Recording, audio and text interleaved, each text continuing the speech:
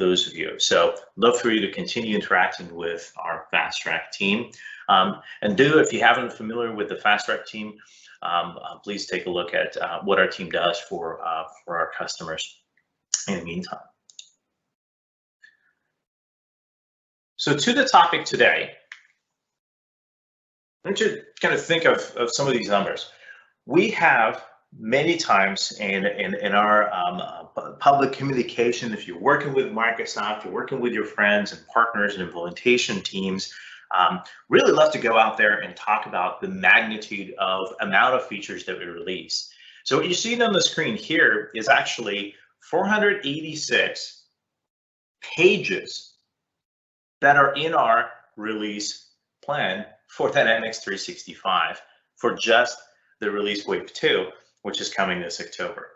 There's also, in addition to that, 118 pages in the release plan for the Power Platform. Now, a lot of this really sounds exciting when you're a new customer or when you're a customer that could use reinvigoration to understand how many features you have to, how our innovation goes. For existing customers, of those of you who are operating on this platform, this might actually sound like pretty bad news or maybe even a daunting challenge, because I think, Nikita, you just told me there's over 600 pages of content for me to go through.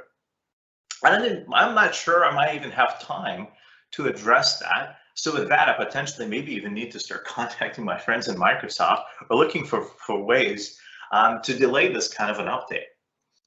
Well, one of those things and worries we want to put to rest and make sure that our customers and folks are not maybe distraught or discouraged by the amount of potential change that is potentially perceived that's coming to the platform. So this presentation and the visual hands-on that I'll give you, showing you the actual changes in the interface that your users will be realize when this update releases will be done. Because actually, I have good news for you. There's actually very few, and they're very specific features or changes that you need to actually test. We've clearly outlined what they are, and we've actually been doing this for a couple seasons now. So actually, we do this twice a year, and you'll see that in just a minute. But we always give you a good, clear notice of what they are. We give you an ability to see those changes and actually get hands-on with those changes several months before we actually go ahead and launch them into the environment for you. And for those of you that do all of your homework a lot earlier, in fact, you can even go and actually apply those updates early. Now, some of these issues could be, coming from the fact that, there's maybe perceived misunderstanding of what is being updated and how does Microsoft update my software. You could maybe conveniently, maybe not even pay attention that you had an update in April that happened to you. Maybe you've just missed it. You're busy building your business. You're delivering value with our platform. Those things are seamless. That's just a testament that how far we've evolved as a platform in terms of where we've been with our previous versions of our products several years ago to where we are in our consistent release cycle. So we'll clarify that. It also misunderstood, well, as a customer, I hear updates, I know updates, and maybe I remember updates to my other large ERP or line of business applications. Those always required a ton of testing. And my organization really values testing and quality. I might be worried now how much I need to test. And also, we have thousands and thousands and thousands. Majority of our customers have already migrated and transitioned to our modern unified interface stack. For those of you that are still holding out and waiting for that very last minute, I encourage you, there's no time to wait, and you don't need to wait for the October release. In fact, as we'll show you today, how you can enable those features early. So let's actually get through a lot of this first by actually just addressing our release cycle and cadence. So for both Dynamics 365 and Power Platform, and both of those are intertwined together for Dynamics 365 customers, we have 2 releases a year. So the one right now that we're addressing is the 2020, which is the year, and then a release wave 2. So we have 2 major releases. So we've asked our engineering, our product leaders, and we wanted to give you a clear commitment of twice a year, let's organize. And instead of just seeding and dropping features all over the year, let's focus those updates in 2 times a year, make it very clear and simple for the folks to understand when we're updating software, when you should go out and look for new features, and also when, if Microsoft is changing anything in the UI, adding, modifying, and in rare cases removing things from you, that you have a predictable time of year where you need to kind of pay attention to that. Also, the good news is everybody is on the same version. And for any changes, we provide early access to get you hands-on to those types of changes. We've been very successful and very pleased with this operating effort that we've been running for several seasons here with our latest Dynamics 365 product. As I said, everybody's running on the same version. So when does this happen, right? Well, first of all, why do we call this a wave? Let me just recap that. Is that because there's actually the beginning of the wave, right? We got April and October. This is when the changes hit, right? So if any changes or new kind of, I would say, let's just call them mandatory for simplicity. Any mandatory changes or features that happen to your users will happen predictably in either April or October. Now, there's other times in that wave where some features, take a lot of work and they take some time to ship, will show up. The good news is those types of features usually require that you actually go and configure and set something up. So that's good news. You actually don't have a lot of surprises between April and October when features come out. So we'll actually drill into that in a minute. So now we're in this kind of release wave 2. We've just had some features coming out. Now you might be wondering yourself, whoa, we're right here. So let me actually ease your mind and show you exactly what's changing in your UI. I know you don't have time to read 600 pages all over new features, but let me help you focus in on just the changes. Additionally, the update doesn't hit every one of our regions at the same time. In fact, what you see here on our release plan schedule is that depending on the country and the geography that you're in, is going to mandate which part of October, I guess, which weekend in October, you're going to get that update. So take a look at that and see what's applicable to you, because for some of our customers, you have maybe just a few weeks left, and for some of us, I have just a little bit more in plan. So what is actually changing? When you look at the release plan, and actually when I get out of slides, we'll go and actually take a look at this material online. Now, I mentioned the pages. I mentioned actually the pages that are part if you went and downloaded the PDF version of it. And I'll show you how to use our web version of that experience to simplify what you need to get done. There's 3 types of features, and I've kind of just reclassified them myself just to make it a little bit even more simpler. We got 3 types. Things that happen to end users automatically. So when you see a feature labeled with that, specific to what you're using in a product, this is the one specifically to pay attention to. That's what I'd like to call a mandatory feature. Features in categories of B and C are things that are available for makers, right? For people who are making the products, or people that you're inside your organization or implementation teams that are lighting up that experience. And the other ones are for admin side. Now, it's important to make sure that, for your Dynamics customers, you're really going to start taking a look at the features that are part of both Power Platform and Dynamics. So really, what we're talking about here, and I'm going to steal my own thunder here, is we're not talking about 486 pages or 118 pages in the release plan that you might need to be aware of.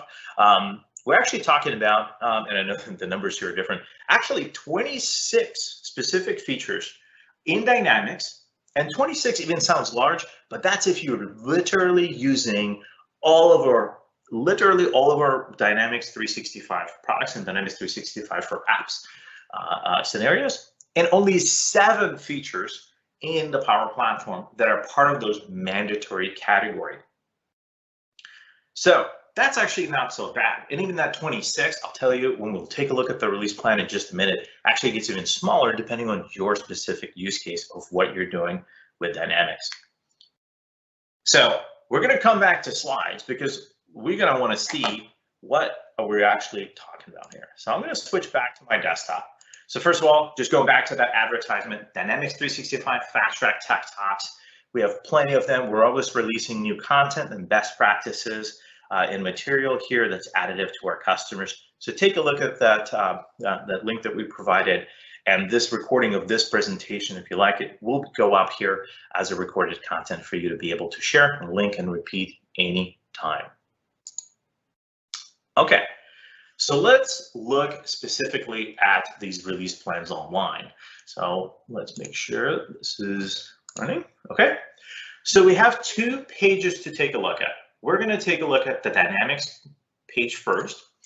And usually when you're gonna go to the link, you're gonna see this, and most folks download the actual PDF maybe for reading, and because everybody loves to brag how many new features there are. We want you to be excited, but specifically right now, I've called your attention to the mandatory features. Let's take a look at that, because that's where we do UI changes.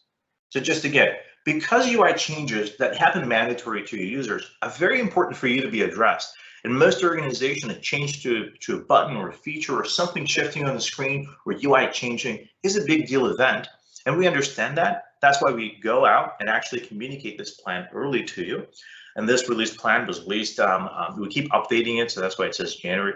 But this plan here, in fact, there's a change history here available. So if you ever looked at the plan and said, hey, something was missing or maybe changed, we actually do run the change history because we understand that that could be preserved. Now, this is a very short list of things that even changed in the plan since we provided, but there's some dates that were added that were not previously here, but we released this all the way in July. Now, the important page here to take a look at is early access features. So early access features are actually our ability. So we know that when we enable a feature automatically, we have to give it to you early. What we actually do is we finish it early. So here's the features to take a look. In the Dynamics 365 early access features list, you see that this lists all of the Dynamics products. Now, the context for this presentation is our Dynamics 365 apps, and these are on the traditional CRM side for me. So we're really only going to be looking at these 4 blocks. Right, again, there's a call out here to make sure you remember that when you're using Unified Interface and Power Automate out of Power Platform, you want to take a look at that release plan as well, and we'll take a look at that in a minute. So first, let's start with marketing. Now, this is referring specifically to our Dynamics 365 Premium Marketing product. So if you haven't purchased, licensed, or deployed our Dynamics 365 Marketing product, this is not for you. If you have, definitely take a look at these 3 features. What you're going to see here is that you have 3 of these features that are available. You see that they're end user automatic, which means they're mandatory. You see that they have the early access, and you see when they become generally available. We'll go back and tell you how to kind of read those monikers again, but basically we've summarized that. For sales, well, this is already starting to look at. Okay, so for sales, we have 4 features that are available for our users that are using sales. Now, some of these features you'll notice that actually are available if you've created a custom app module or combined features within the 2. Those can actually kind of bleed into use cases. So I would say for customers that are not using our premium product, if you're using our system for sales or customer service, you probably want to take a look at both sales and customer service at the very least. So we have several features for customer service. I think there's about 8 if I'm doing my counting here correct. And there's about a dozen for field service. Now, once again, if you're not using field service, some of the features don't take this application. There's a lot of good mention here. And then we get to finance. So here we go. In just 2 minutes, we went from an unsurmountable volume of 500, 400 pages to frankly what we're looking at here, 4, 8. So you just told me there's 12 features in Dynamics that I must pay attention to. Yes, this is for you as an operator of your system, right? What is changing? These 12 things. Now, specifically for sales, for example, if you're new and just started sales and you really haven't evolved into using our forecasting capability, maybe some of those forecasting features or simplification in those areas wouldn't have been applied to. So you want to actually even then click into these features and take a look at what this feature is and how that applies to you. But this is your test surface. That's pretty good. Now in customer service, you're going to take a look at the features as well, because there's many times features, for example, here, like changes to the timeline that will very much apply to even if you're just using the sales module, because the timeline is a control that's shared. Let's take a look at the Power Platform release plan. Same thing here. Obviously, you can go to the root page, download the document if you want to use that on the reader. We got the full change history, what we're changing, but the page to pay attention to is early access feature. Well, let's take a look at that, because Nikita, you said this is where the UI changes are that are platform-wide. We have 5 changes here for you. So for Power Apps, we have 5 changes. There's a lot of them that speak to the mobile application. One of them actually mentions the fact that if you haven't noticed, we are unifying everything onto the unified interface. There's no more web client going forward, just as a reminder. So let's not even count that. We got 4 features to take a look at. And those 4 features are ability to do emails in mobile application. Well, finally, that's great. We didn't have that, so we now have that. So that's not really a change. Address key gaps in the chart customization. I'll tell you that if you had charts that were customized and weren't showing up great before, better chance of them working better now. That's really all that means. Okay, so that's not really a change. There's some change in the header. Okay, that sounds important. We'll actually show you this. Okay, that's the reminder. And then UX changes of how some things look in the mobile experience. Well, that's not so bad. Let's take a look at Power Automate, and then the Power Automate release here. Power Automate is our workflow and business kind of automation system. So it really runs a lot of the times behind the scenes. So UI changes here are pretty rare. And these specifically talk to UI flows, which is our RPA, robotic process automation specific features. Okay, so we're 5 minutes into looking at this plan, and we're really finding out that, frankly, if you're a customer that's not using field service, not using a premium marketing product, there's really about a dozen places or less to take a look at in terms of what's changing.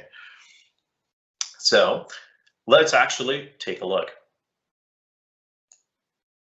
So here I have an application that you might have running today, right? This is today's version of the application, and I want to show you tomorrow's version of the application. Now, this is really hard to see. If I just went back and forth like this on full screen, it'd be really hard for you to be able to quickly see what has changed in what I've shown you. So what I want to do is actually give you a little bit of a tip how you yourself can experience it. You're going to see it firsthand how I'm showing this to you. But this is also just kind of take it away, because probably you're going to be the one breaking the news that, hey, there's actually UI changes twice a year at Microsoft. I've just learned this. But please don't run out of the room in panic. Everything is fine. Let me show you the impact of those changes in our application. That's what I want to arm you with, is a little bit of guidance and tips. So I want to use the power of Windows and actually show you that you can compare and contrast things on 2 sides of the screen. So I'm going to get to slides of how to set this up and kind of go do and the executive plan to get this installed. But let me just show you first what's in the changes. So don't worry, I'll show you how to get this installed in your environment.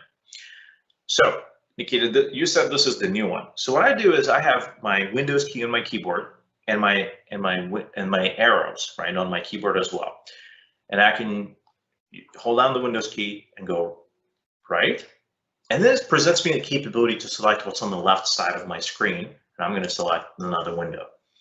So this is just a quick tip of being able to show 2 screens on the side. Now you can do this with a mouse if you're more of a mouse person, and just move your window to the side and it's going to snap. It's called Windows Snap Mode. It's available to all of our customers. So if you're in modern version of Windows, I think we've had this for a really long time. Just hold down the Windows key and use your use your left, right, and you can use up to maximize. I love this. I use this every day.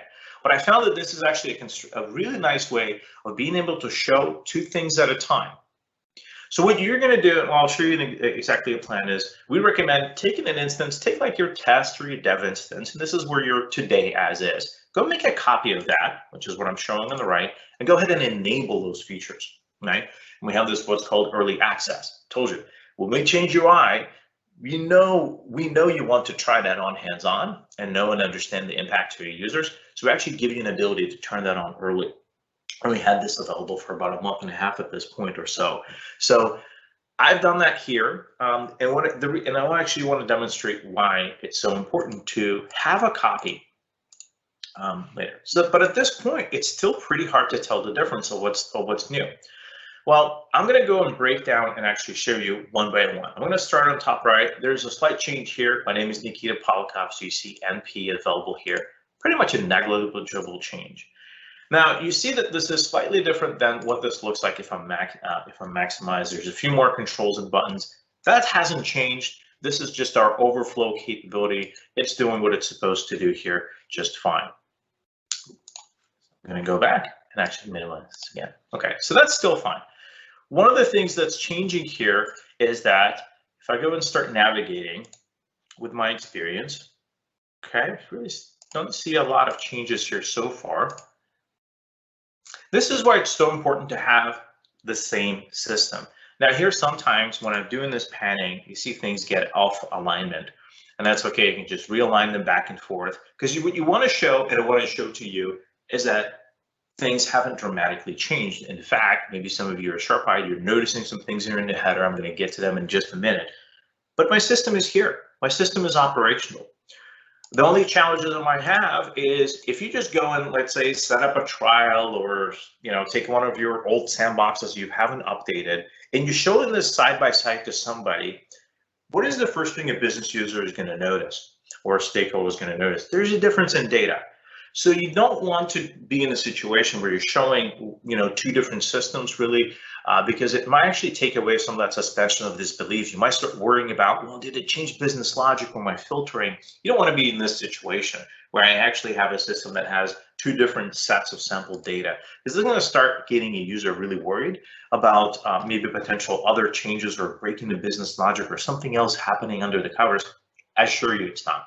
So you want to make sure that this is actually not how I'm showing you, because as you can see, this might have challenges. Even in my forms, the application on the left side, I have financial service accelerator installed, I have field service installed, and then the system on the right, I don't have any of that. So it's really kind of clashing and maybe alarming the user. So let's get back to showing you the differences. I want to just quickly click through this just to settle some minds here. So let's say we start our application from scratch, right? What is going to be different for our users? Well, first, you see that there's a little bit of a difference. Let's go all the way left to right, right? So we don't have any changes here. We do seem to have a change here. First of all, this first logo, and this is still available for me to customize. I even have a system here that has a custom logo. It is fine. Your custom logo, your theme carries over just fine. Trust me. Now, if I had that system, I'm no longer able to kind of click on this logo to go to the home page. Well, that's because the home page button is just less than an inch on my screen away from here. So you can always go to home. And when you click this, this just went to the home page of that application. So that was just removing some of the redundancy of clicks. Next, you're going to see that there was a chevron here for the drop-down experience. That's to switch applications. Now I don't have that here. Now I'm starting to worry. Well, don't worry. Sales Hub, let's click on that. What did this do? Well, this was just to go back home. So both of these did the same thing. On the right side here, this doesn't work anymore, but that gets me home. So I'm good here. What if I click on Sales Hub? Aha, this is my application list. Now, again, this is where you don't want to show two different apps, two different environments, because just like you're looking at, you're saying, hey, these two are not the same. They are exactly the same, in fact. What we're providing you is a better visual full screen experience of seeing your applications that are available to you. Again, I'm logged in as an administrator, so I'm seeing many applications that our users actually wouldn't see, or maybe more applications that are shared to my user. In fact, if you're seeing this for the first time, one of the things that we offer now is an ability to have multiple apps, right, running within Dynamics, so you can switch through. So if you switch applications as a user, often your users need to know. If your users haven't even known that they had applications to switch to, and they had one app module that was shared specifically to them, this does not impact them at all, because they're not going to actually be going through this set of changes or experiencing that together. Okay. So what's the next change? Well, I'm seeing this collection of things, and this is kind of what's sometimes called as a breadcrumb. You see an ability. So let's go and navigate deep to, let's say, an account. Let's see what this experience looks like in before, and on the right, after. I'm clearly seeing that we've removed the breadcrumb experience from the newer version. Oops, clicked on something. We removed it on the new version. One of the reasons we removed it is that there's a new capability here coming that is going to be optional for you to turn on. That's going to make better use of the screen real estate. You said better screen real estate use than the breadcrumb. I really love using my breadcrumb. Okay, well, let's go through some use cases. You're using the breadcrumb if you went to an account record to go back to accounts. How do you do that here? And I'm going to collapse the menu just to give myself a little bit more space. Right? To go back to my list of accounts, I actually now have a back button. That's something some of you might have noticed this whole time, is that let's go from the beginning there's now a back button on my primary command bar that's available to me at all the times. So if I go to accounts, go here, if I just needed to go back to my dashboard, here, this worked because that's the default experience. If I came to the list of accounts from somewhere else, this breadcrumb actually didn't help me. So let me show you another example where the breadcrumb really wouldn't help you much. Let's say we're in accounts and we go specifically to look at a contact on that account. I'm going to scroll down and let's go to our primary contact on this, Renee. And on the right side, I'm going to go to Renee. Now you see that my breadcrumb here changed from accounts, a datum, now to contacts and Renee. So if I needed to go back to a datum, I know it's right here, but the ribbon, the breadcrumb here didn't help me. The back button here is smart. In fact, the back button does exactly what the back button in the browser does. It's just allowing the user to have that confidence that you can always go back. And in fact, if I've done a search, right, and I have less records to look through, my back button would respect that and I come back to my search. So that's pretty good.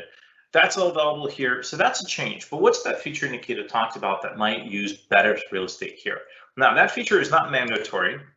The feature is an addition of an improved global search experience that's coming. Now, there's a tip, right? How do you know that it's not, when is it coming? You're going to go to the release plan, you're looking at this feature, it's in the Power Apps, it's in the apps, improved global search experience. We didn't see it in the list of early access because it's not mandatory. Okay, so this is a feature I have a choice to turn on. Okay, excellent. It's going to be available in October. Okay, that's pretty good. That's why it's not available early, because it's not mandatory. It's not something we're exploring, and so it's not in public preview view. It's going to be ready, ship ready to use in October. Okay, and that's what describes the feature. But what we're basically doing is we're adding a search bar in that space. So in fact, cleaning up that space was actually important for us for introduction of this feature coming along. So we're going to allow our customers starting in October. So after this release is enabled, look for a settings feature that will be available for you to deploy this capability in your environment. Okay, so next we're going to see this experience. When I've searched in this list, so at this point, let me actually just go on the right side. When I searched in this experience and I went into the record, I also see that there is another change. So let me go to a list of accounts here and just repeat from the same. I went and searched for all of my A's and I went and clicked into it. There's another change here. Well, there was a button here that, maybe you didn't know what it meant. Here it looks like it's gone and there's another button. In fact, it's the same button, we just changed the icon. So we improved discoverability of what's called Record Set Navigator. Now, both of these windows are small right now. And because we know we don't have a lot of screen real estate between these, we're actually going to overlay this feature and not take up room. If you had more screen real estate, so just like before, you actually see that your Record Set Navigator pans out. So if you had the menu open, your Record Set Navigator can come in and out. And if you were in a new version as well, same thing. You had your menu open and we had enough horizontal real estate, this Record Set Navigator came out. Well, Nikita, what does this Record Set Navigator even do? Well, remember, I searched for the letter A in my list of accounts and I got this result set. So if I ever needed to maybe look for a set of records and quickly go through that list of records, I can use my Record Set Navigator to quickly doing so without having to go back to the list. Go back to the list. Right? See, the back button does exactly what it's supposed to do. Go back to the list and search, right? And go to another record. I can just open the Record Set Navigator and come in. There's many great use cases of that. Let's say you got a dashboard and you got my list of accounts there. You can open the very first list of accounts and just pop in the Record Set Navigator and navigate through. We've had this feature for a while. We just made it a little bit more discoverable by adding it a little maybe better and more interesting icon, whereas before it was just like this. So it's available. Okay, so that's, it is a change. It's a small change, but I wanted to mention it. Okay, so now let's take a look at one of the features that I actually want to bring up that is changed now in the timeline control. Now the timeline control is listed in Dynamics 365 for service, right? So in the customer service module, but you know you're using the timeline control on account, on contact, on opportunity, on lead. This is universal. So let's take a look at what that looks like. So we're going to go and open the same record. Again, it just keeps showing you in my demo specifically how important it is to have the same data to suspend that disbelief that they're the same. So what are the changes here for the timeline? The changes for the timeline are, I see a new button here. I see that I have a chevron to expand. Okay, so let's break this out. So let's say I have an email here. You might know that you need to click on the email to expand it and see its content and see formatting. And you can still do that here on the right. You know, the one on the left doesn't have an image, so you got an extra item here to display an image. Okay. If I had an attachment, we display attachments here. So you can actually see really quickly by scanning this list that there is an attachment on an email. So that's one improvement. Also, we're giving a hint to the user with the chevron that you are to expand that item, and you can collapse that item. So just a little bit more visual hints to the user. So what was this button on top?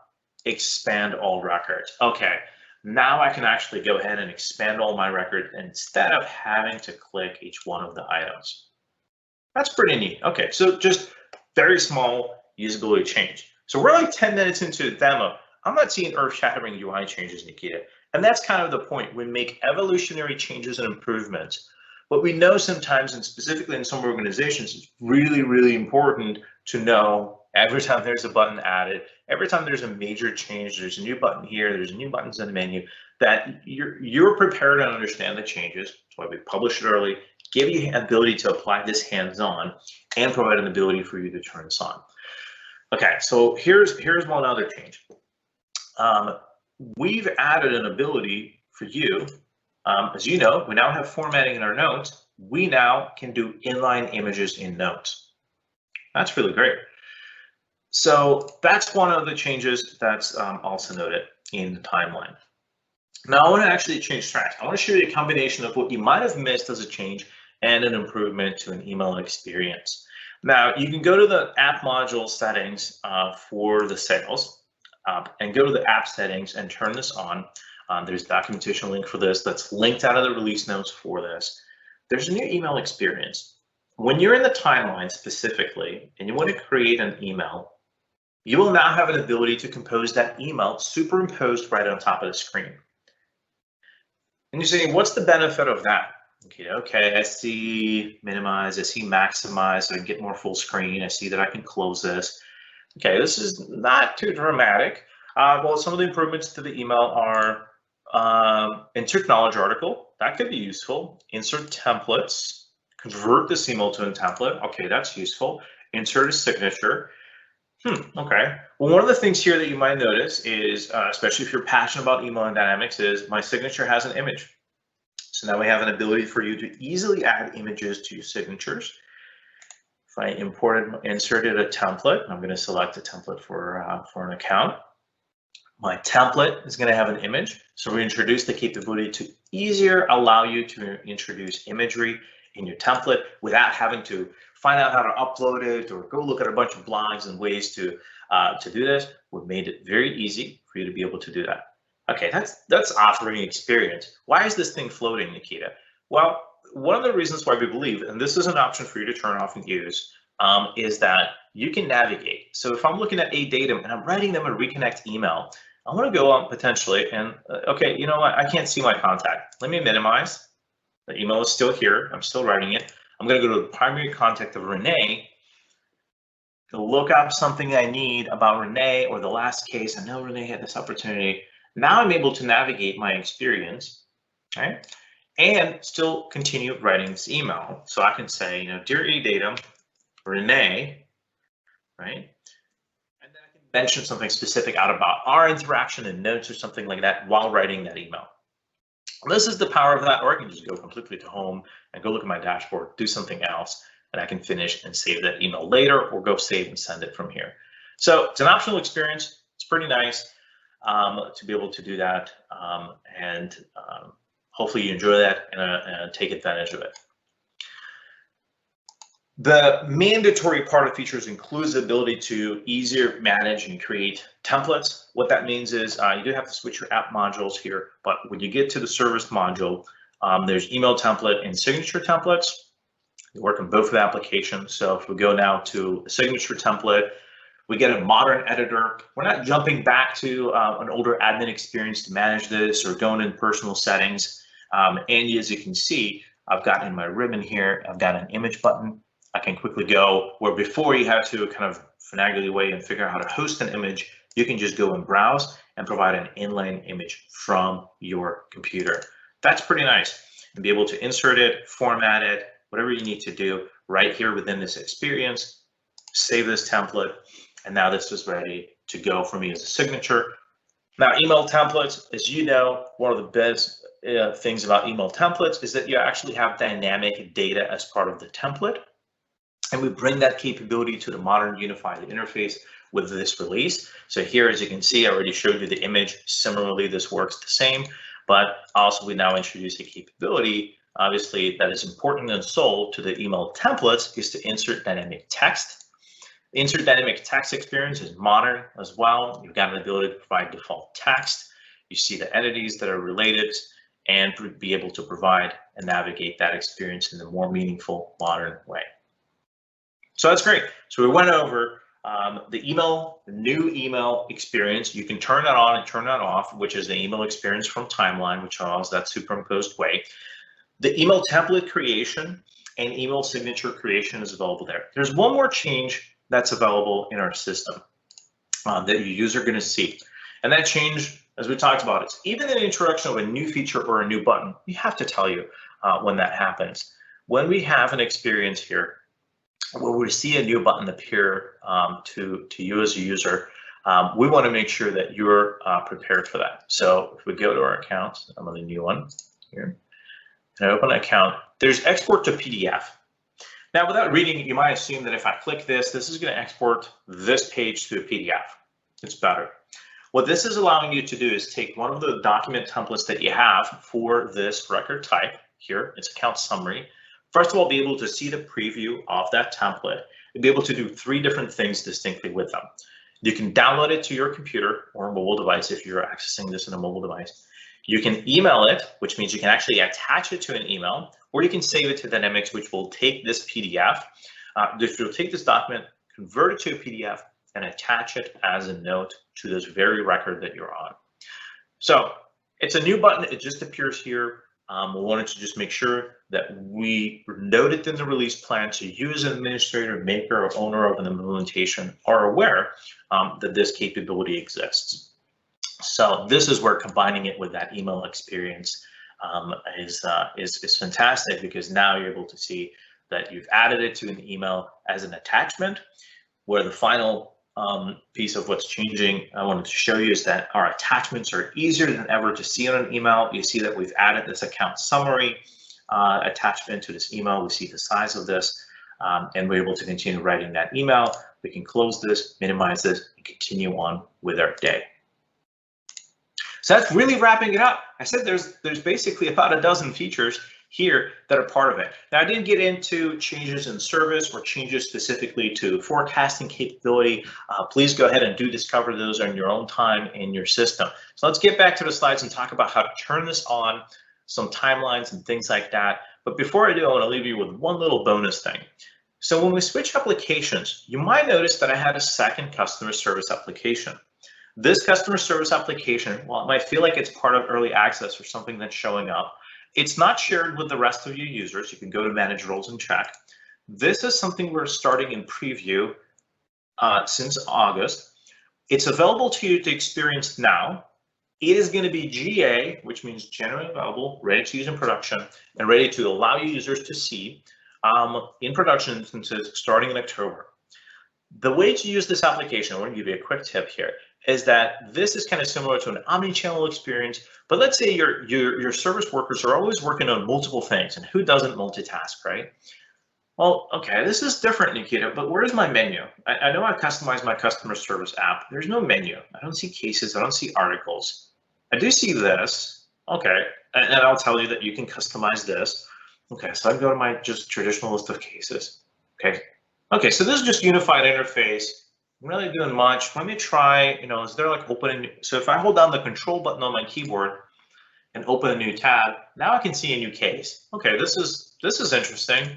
Feels just wasted. Why is this here, Nikita? Okay, well, if you hold down Shift key on your keyboard and open a record, hold down the Shift key, come on. Hold down your Shift key on the record, you will start a new session. The important thing is, okay, so now I have my home. So let's say this is my dashboard. I'm working on the case and, a customer walks in, calls in, or I got to do something different, right? So I'm going to work a case here using my tabs, but now I have this specific record. In fact, if I wanted to, and it's not limited to just that record itself, I can go and even open an account. So I can just have a tab specific to an account. We want to see how you're exploring this as customers and hear from you. So just as a bonus, this is not a mandatory feature. This is a feature that's available as preview. This app module for customer service workspace is available for you. We didn't share it with all of you users by default. We're not going to do something like that. We only shared it with you as a maker, an administrator, or customizer for you to experience. If you need to, you can obviously share this. You can go to App Module Designer and customize what shows up in this menu. I've told you the tip. Hold down the control button to open a record in a new tab and then click on it. And then if you want to open a new session, right, on the left side here, you can go ahead and hold down Shift, and now you can open a new session and continue that. This allows me to multitask and work in a couple of cases. Check this out. This might introduce some opportunity for you to improve your workflow. All right, let's get back to slides, unfortunately, and talk about, well, how do I turn this on? So first of all, I want to give you a couple, just a screenshot of this, so it's even easier than ever to know what the changes are. To introduce the new back button, we made the record set navigator easier than ever to discover.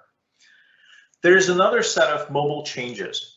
Now these are something that you have to load up the mobile application for, so I didn't have the time to bring up my mobile sharing experience, and it's really hard to show it side by side. So let's talk about the changes in the mobile application. The mobile application we're talking about here is the Dynamics 365 mobile application. As you might know and discover, that you can actually open your Dynamics environments or model-driven applications now in the Power App application. So do as well check that out, especially if you're using multiple Power Apps at the same time. Model-driven apps like Dynamics are available in the Power Apps. But if you're using Dynamics 365 application and your users in the field, sellers or customer service or whatever you're doing with Dynamics are in the field, they will see a change in the mobile application. So let's quickly go over that side by side here in the slides. There's a quick change in where search and quick create is. Before, it was really buried here in one of the submenus. It's really easy to see here now in the top right. You see the search and you see the quick create menu.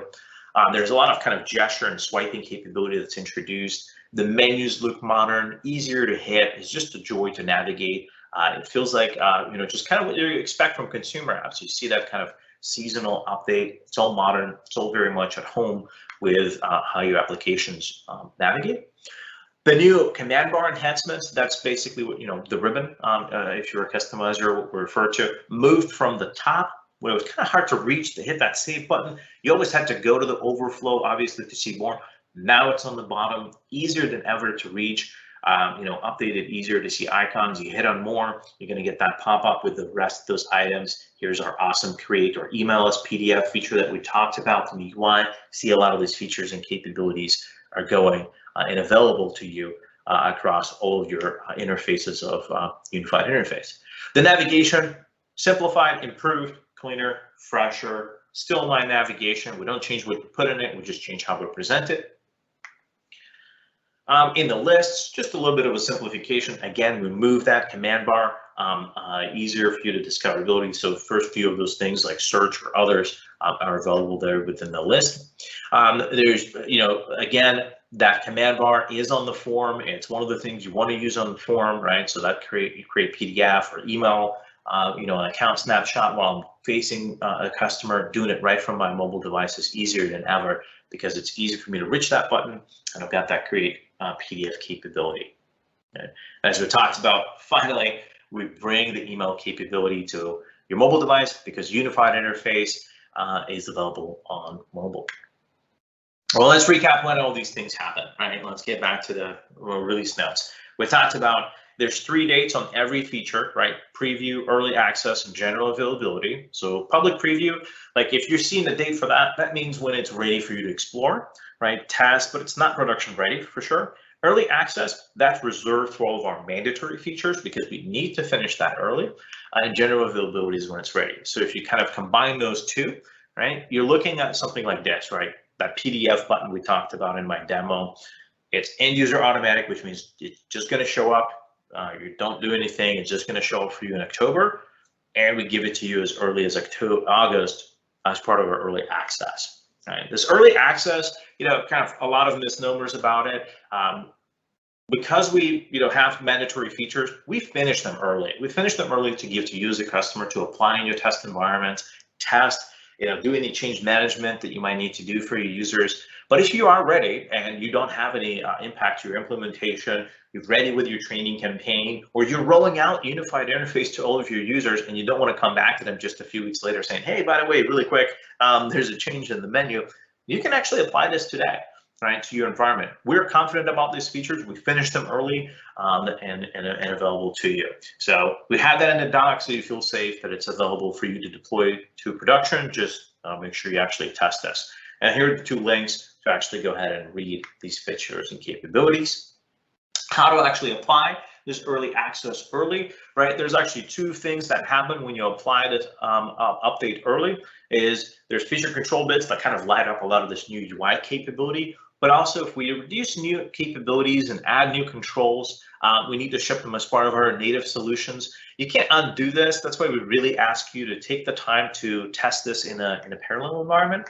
So what does that look like? Well, take a test environment of your choice, enable early access, test the foundation, use that neat method that I showed you to check it side by side, right? You can capture any changes or training needs to your customers. You can apply, right? So you can decide your schedule. You know now with the release schedule of when that's going to get applied for you. There's nothing extra or special that gets applied as part of that weekly update. It's just a regular weekly update. We just turn on that early access mode for you, which just turns on those feature control bits and improvements for the mandatory features. As simple as that. Let's just take a look at it one more time, just for redundancy's sake, what that looks like. Traditionally, I'm well aware that we're like totally here at this point, but let's say we were in July when we published this release plan that we looked at today. In early August, we allowed you to enable this in early access in your sandboxes and allow you to check what's happening. If you find any issues ever in early access, I told you we finished it early and we're confident about it. But if there are changes or issues, hey, raise your hand, go to Microsoft support. We'll help you triage if that's you, us, and get you clarity on that. And then obviously, you're going to want to do potentially a little bit of change management, or at least even just a leaflet in your newsletter to your audience of users of Dynamics saying, hey, by the way, if you're, especially like, for example, let's say you're an organization that uses multiple applications, you definitely want to know and be able to switch apps here is changing. You want to maybe put that in that newsletter saying, hey, we're releasing Dynamics. So for example, if you haven't looked at Apps for Outlook, I encourage you to take a look at Apps for Outlook. Maybe as part of your announcement of Apps for Outlook, you can kind of slide in this UI change as well. So as I said, because early access can be enabled at your own pace all the way up until when we do it for you in October, you can kind of actually play that into other releases or announcements as convenient to you as possible. I know some customers say, hey, I kind of really hate this weekend work. Can we turn this on like on Thursday? We'll get the users in there on Friday. We'll know if we need to go do something on over the weekend if there's any issues.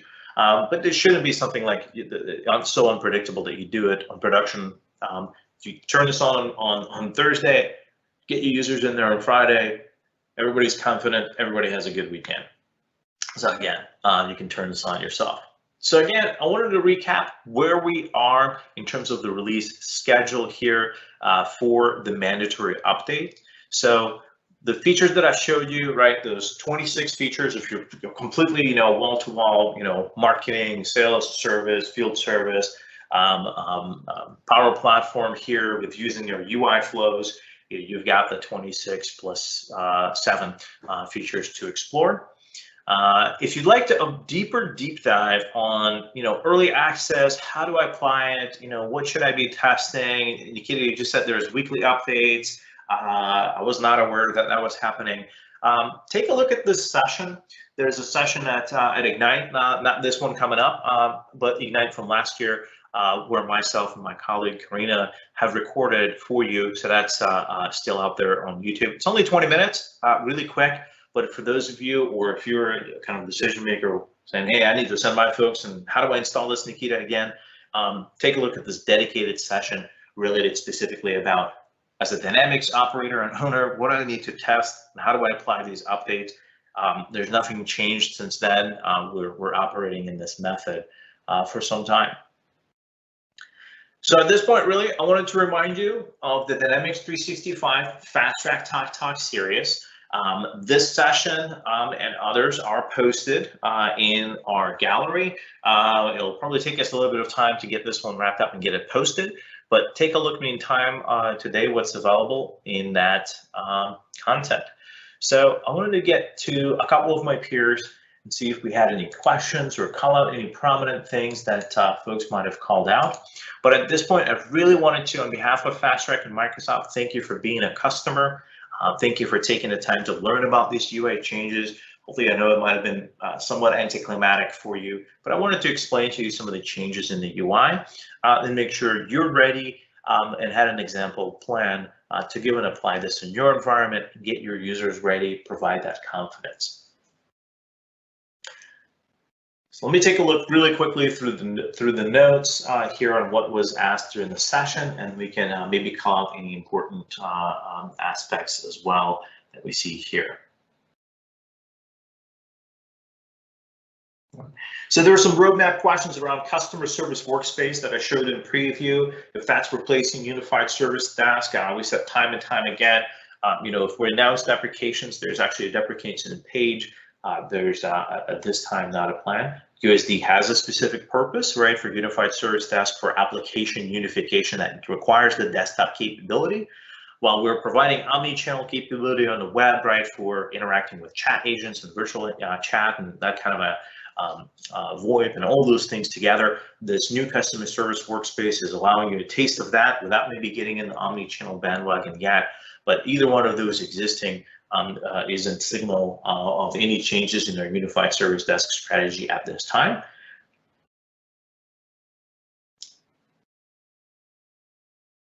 And yes, export to PDF, it requires your templates. The reason why my environment had account summary is one of our out-of-the-box document templates that's created for an account. If you had your own document templates on an account, it's only the ones that it shows. So in fact, you can remove account summary. It's just an example of what could be done in that way as well. There was a question around, there was a save and close button on the email. Very important for the email, right? When you do save and close, you're just saving the draft. You do want to make sure you actually send the email, and that has the specific send button on that email. Yeah, there are a couple of these kind of service and sales features that you can get into. Just didn't have as much time. Getting some feedback on some of the changes. We do have great improvements in the way that our grids filter and have records for lookup. And then I mentioned anything else here that's available. More kind of technical questions. Okay, so one of the things to kind of do take a mention is that if you are using our older Outlook COM add-in, please make sure that you're looking at a modern Dynamics 365 app for Outlook application. We have a great playbook available for you for migrating to this new application as well. One of the mentions here also mentioned that make sure to take a look also at the technical deprecations and changes. That is a place where we, for those of you that are writing code and SDK changes, right? We're not changing versions or major platform versions twice a year. When we do take an announcement, there's usually a good amount of grace period to take advantage of some of the API or SDK changes. So make sure your technical folks are taking a look at our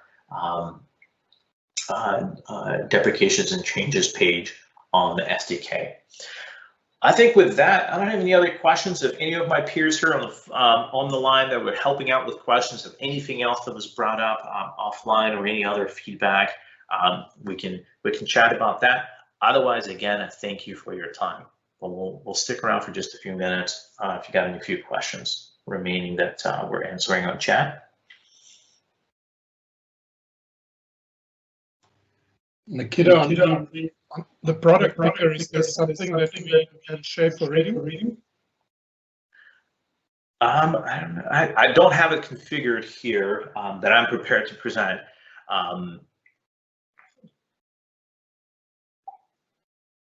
We try and share something afterwards. Thanks. Mm-hmm.